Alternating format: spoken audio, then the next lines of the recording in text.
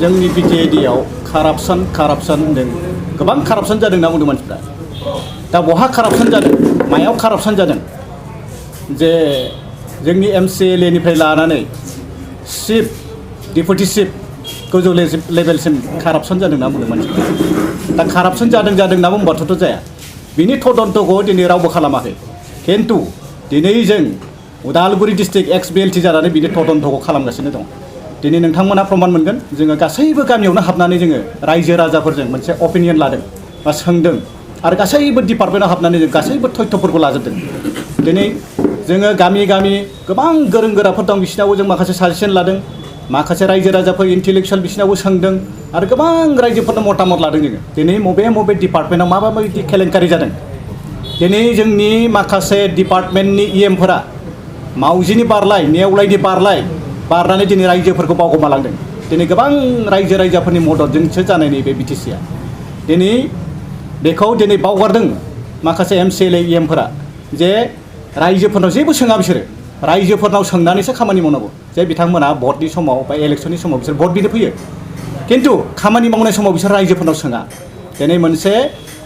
मोनसे सिस्टेम बानायदों प्रमद सारा मोजां सिस्टेम बानायगोन होनना बुंदों मथथे मास मोनथामजों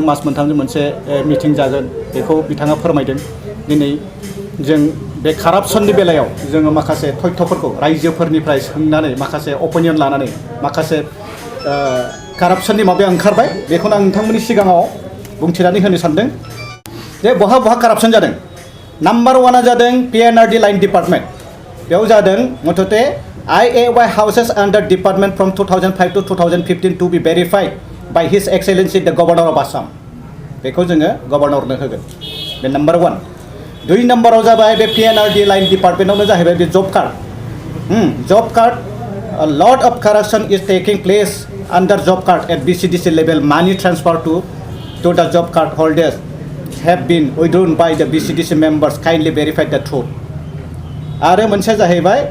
3 नम्बराव दं बे माबायावनो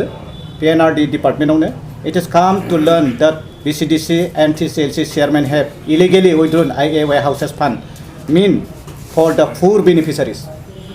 बेनिफ्राय नाम्बार 4आव फैदों जेनेबा पाब्लिक अपिनियन लानानै रायजोफोरनि माबानायाव बे ओंखारदों the agriculture department supply like potato seeds vegetable seeds etc under this department has been illegally accorded to parties without any proper procedure from 2005 to 2019 kindly verified the department बेनिफ्राय number 5आव दङ handloom and textile department tribal women weavers are supposed to receive individual beneficiary scheme under this department till date we have not seen any such scheme and which has to be verified माने जोंनि बर' आइजोफ्रा बा बर' आइजोल' नङा बेयाव आसामिस बेनिफ्रायहाय राभा बिसोरो माने जि दायो बे जि दानायाव माखासे इन्डिभिजुवेल बेनिफिसियारि बिथांमोना मोननांगौ जे 80,000 1 लाख बेफोरबायदि इन्डिभिजुवेल बेनिफिसियारि स्किम मोनो दै ट्राइबेल वुमेन बेनिफ्राय आसामिस बेनिफ्राय राभा बिसोरो नाथाय बिथांमोनखौ दिनै जों थाइसेबो बेनिफिसियारि स्किम मोननाय बा खोनाफेराखै आरो नुवाखै बेनिखायनो बिथांमोना रिपर्टआव होदों बेखौ जे दिनैसिम थाइसेबो फैसा रावबो मोनाखै सम बे BCDC चेयारमेनफ्रा बेखौनो खुन्दुं मुथासे मुथानै होनानै माने हान्थना खालामना दोनो आरो बेनिफ्राय नाम्बार 6आव फैदों जे जेनेबा जोंनि बर'फ्रा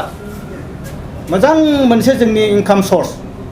जिथुनिखि जों बे सर्सजोंनो गथ' गथाय फोरोङो बे गथ' गथायफोरखौ जों स्कुल कलेज बेजोंनो फोरोंगासिनो बे डिपार्टमेन्टआनो जाहैबाय भेटेनारि दिनै भेटेनारि डिपार्टमेन्टआव जेबो इनिसियेटिभ गैया भेटेनारि डिपार्टमेन्टआ थैनानैसो दं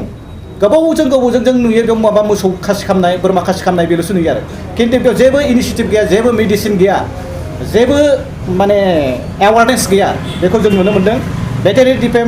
department we have not seen any initiative or awareness program for individual beneficiary scheme under this department till date this department needed to be verified not receive the fund and fund provided to people who do not deserve under this scheme kindly verify the fact बे मोनसे बेनिफ्राय number 8आव जोङो मानसिफोरनाव माने opinion लादों नालाय मानसिफोरा जि बुंबाय थादों जों बेखौनो माने ओंखारदों दायो माबायाव दा Number 8 जाबाय WPT and BC department the fund has been misutilized by only supplying yarn, mosquito net, blankets, etc. to the beneficiaries. We request His Excellency to inquire in details the department.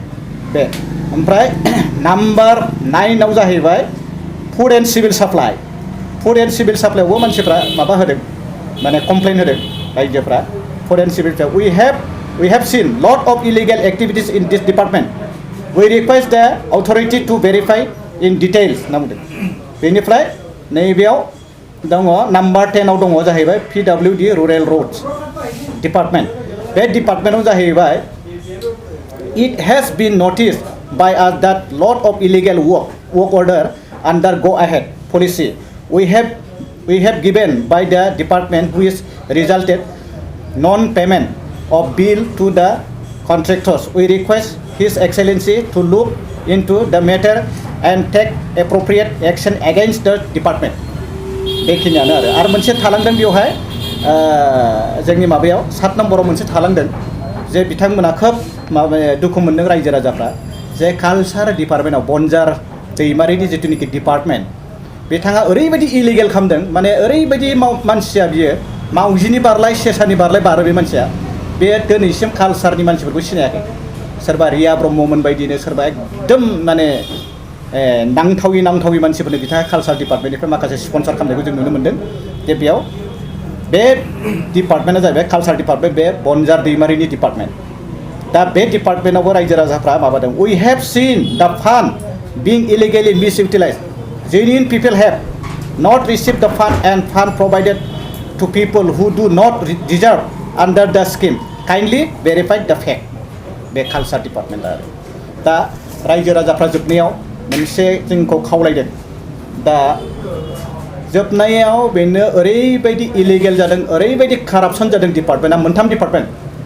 मोनसेया जाबाय number 1 WPT&BC मोनसेया जाबाय PNRD आरो मोनसेया जाबाय agriculture बे मोनथाम डिपार्टमेन्टआव ओरैबायदि कौटि इलिगेल खालामदों बेयाव साप्लाइ होनानै पार्चेस कमिटि BTCनि जिथु सिगांनि आन्डार सेक्रेटारिमोन बिथाङा रबिनसन मोसाहारि बिथाङा ओरैबायदि माने बेवहाय माने ओरैबायदि बिनि पलिसिजों माने पार्चेस कमिटि दानानै ओरैबायदि फैसा लुथिदों जे BTCखौ गोबां मानसि थैनायनि उनाव गोबां शहीद जानायनि उनाव सुक्ति जाबाय बेफोरखौ बावगारजोबदों आरो माखासे अफिसारफ्रा माने दाउखा सिलाफोरबायदि बोख्लाबनानै जादों बेवहाय रबिनसन मोसाहारिया माखासे माबाखौ पलिसि बाहायनानै पार्चेस कमिटिफोरखौ बिराद फैसा बोख्लाबनानै जाहोदों बेनो जाहैबाय WPT&BC बेयाव बेसेबां दिनैसिम साप्लाइ जाखो मुस्रि कम्बल खुन्दुं स्प्रेयार मेसिन सुइं मेसिन ओमफ्राय बे एखे बुस्थुखौनो PNRDआवबो होयो